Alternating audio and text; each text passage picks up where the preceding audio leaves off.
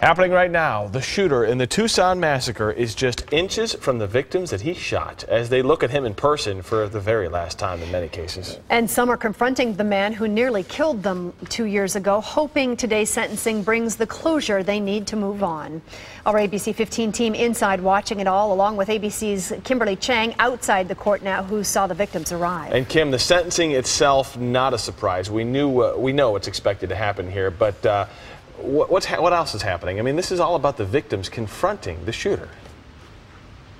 Exactly right, Kirk and Connie. Good morning. This is all about the victims. It's giving them that last chance at closure, the opportunity to look Loughner directly in the eye and tell them how much he's changed their lives.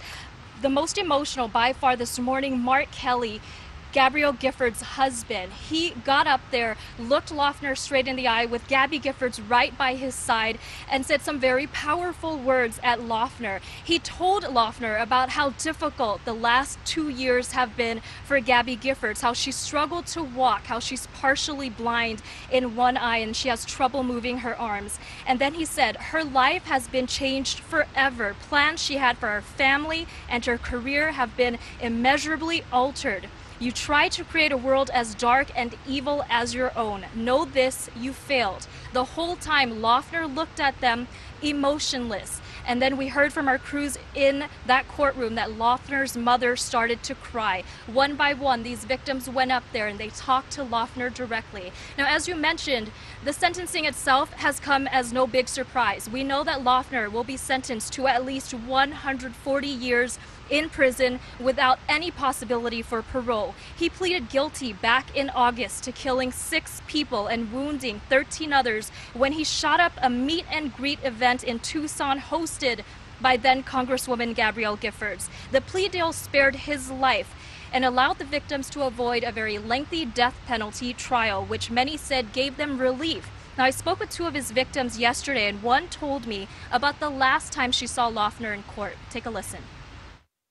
He looked more connected the last time in court to what was the court proceedings and what was going on, and he just looked very sad. I don't see that any type of punishment for him could offset the tragedy, but the real tragedy is that he didn't get help when he needed it.